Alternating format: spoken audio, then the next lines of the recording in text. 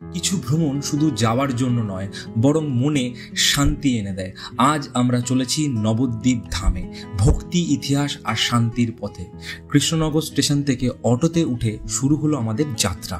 শহরের কোলাহল ধীরে ধীরে মিলিয়ে গেল, রাস্তার পাশের দৃশ্য বদলে যেতে লাগলো। মাথার ওপরে নীল আকাশ, চারপাশে ঝলমলে রোদ, একদিকে সারি সারি বিশাল গাছ ও অন্যদিকে আমাদের সঙ্গে এগিয়ে চলেছে রেল লাইন, যেন পথের নীরব সঙ্গী। এই যাত্রা শুধু গন্তব্যে পৌঁছানোর নয়, বরং প্রতিটি মুহূর্ত উপভোগ করার। প্রায় 20 থেকে 25 মিনিটের মাথায় পৌঁছে গেলাম স্বরূপগঞ্জ ঘাটে। এখান থেকে নদী পার হয়ে যেতে হবে নৌকায়। টিকিটের দাম মাত্র 3 টাকা। ঘাটে পা দিতেই দেখি কি ভিড়। কেউ দল বেঁধে যাচ্ছে, কেউ বা আবার একা, কেউ বা পরিবারের সাথে এসছে।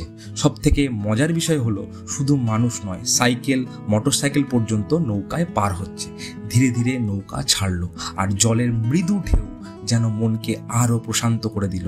চারপাশের নৌকাগুলো যাত্রী নিয়ে আসছে যাচ্ছে, কেউ বা হেসে কথা বলছে, কেউ বা একদম চুপচাপ বসে নদীর সৌন্দর্য উপভোগ করছে।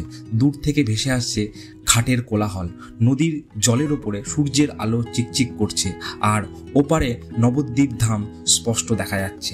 নদী পার হয়ে আমরা হাঁটা ধরলাম টোটো স্ট্যান্ডের দিকে, কিন্তু টোটো না নিয়ে সিদ্ধান্ত নিলাম হেঁটেই যাব। রাস্তার দুপাশে সারি সারি দোকান, আর আমরা একটু এগিয়ে গিয়ে একটু ঠান্ডা আখের রস খেলাম। গরমের মধ্যে এই ঠান্ডা আখের রস যেন স্বর্গীয় অনুভূতি দিল।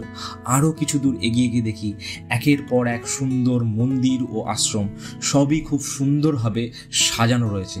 প্রতিটি মন্দিরের গায়ে সুন্দর খোদাই করা নকশা আছে। প্রায় 10 মিনিট হাঁটার পর পৌঁছে গেলাম ইসকন মন্দিরের প্রধান গেটে। গেটের সামনে দাঁড়িয়েই মনে হলো এক নতুন অভিজ্ঞতা অপেক্ষা করছে। ইসকন মন্দিরের সৌন্দর্য ও ভেতরের পরিবেশ উপভোগ করতে পরবর্তী ভিডিও দেখতে ভুলবেন না। চ্যানেলটি লাইক ও সাবস্ক্রাইব করে আমাদের সঙ্গে থাকুন।